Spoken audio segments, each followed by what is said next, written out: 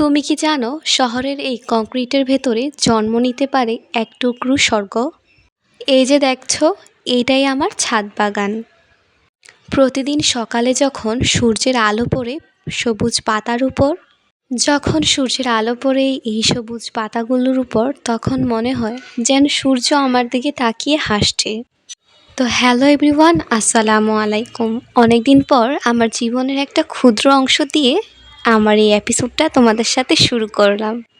জীবন চলছে কিন্তু থেমে নেই, সবাই সবার জীবন নিয়ে ব্যস্ত।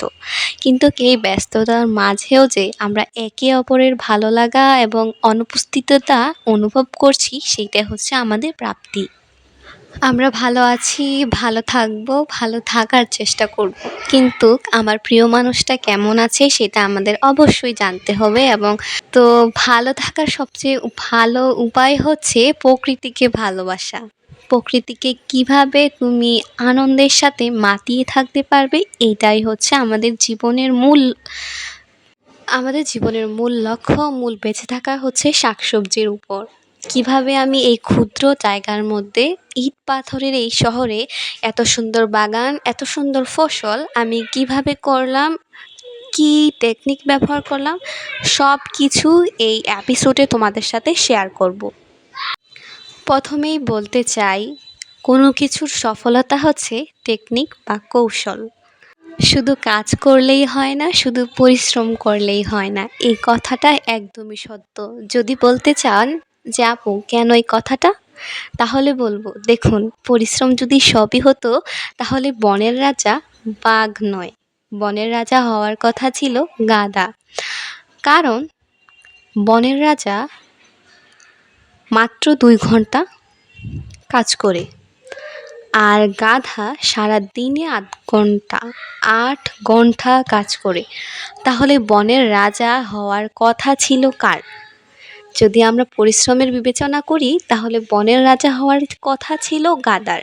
কারণ গাধা সব থেকে বেশি পরিশ্রমী। কিন্তু বাস্তবতা কি? বনের রাজা হচ্ছে বাঘ বা সিংহ, যেটাই বলেন। কিন্তু বনের রাজা তো আর গাধা নয়। এই এক্সাম্পলটা থেকে, এই উদাহরণটা থেকে আমরা বুঝতে পারি আসলে কৌশল বা টেকনিকের কতটা গুরুত্ব আছে আমাদের জীবনে।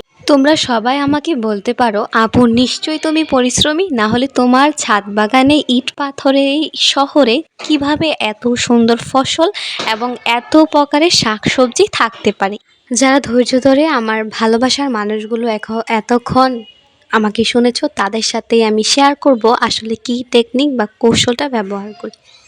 আমি আমার বাগান এবং গাছের প্রতি যত্নশীল। যত্নশীল বলতে আমি এটা বুঝিয়েছি, অনেক গাছপ্রেমী রয়েছে বা বাগান প্রেমীরা আছে যারা একদিন গাছের কাছে বা গাছের যত্ন করে 1 মাস গাছের কাছে যায় না, বা 1 মাস তারা ওই গাছগুলোর পরিচর্যা করে না। কিন্তু এইটা একদম তাদের ভুল সিদ্ধান্ত বা ভুল কাজ। তুমি এক প্রতিদিন 1 মিনিট 1 মিনিট করে যদি পড়াশোনা করো, 1 মিনিট করে যদি কাজ করো, দিন শেষে বা 1 মাস পরে এটা কিন্তু অনেক পরিমাণে কাজ হয়ে যায়। সেরকম আমিও প্রতিদিন প্রায় 10 মিনিট কি 30 মিনিট আমার বাগানের পরিচর্যা করি। তোমরা বলতে পারো, আপু ওই সময়টাতে তুমি কি করো? আমি গাছের যে দেখভালটা করি, গাছের উপর বা গাছের ফল এবং ফুলগুলো কোনো পাখি বা কোনো কীটপতঙ্গ নষ্ট করে ফেললো কি না, সেটা প্রথমে খেয়াল করি। তারপর গাছের খাদ্য বা পানি। পানি হচ্ছে গাছ বেঁচে থাকার একটা মূল উপাদান। আমি চেষ্টা করি আমার গাছের যেন কোনো সব সময় যাতে গাছের পানির পুষ্টিটা থাকে। পানির পরে যেটা দরকার সেটা হচ্ছে সার বা খনিজ লবণ। তোমরা বলতে পারো, আপু এত সময় বা এত খরচ বাগানের পেছনে ব্যয় করার মতো ক্যাপাসিটি বা মন মানসিকতা নেই, তাহলে কি করব? তাহলে আমি সহজ ভাষায় তোমাদেরকে বলছি, আমাদের ঘরের গৃহস্থালীয় কাজে যে ময়লাটা প্রায় সবার ঘরে হয়, পেঁয়াজ। পেঁয়াজ ছাড়া কোনো বাঙালির ঘরের রান্না হয় না বললেই চলে। এই পেঁয়াজের ছোলা বা খোসা এই গাছের জন্য মারাত্মক উপকারী। আমি এই খোসা এবং ডিমের খোসা সব সময় গাছের গোড়ায় দিই।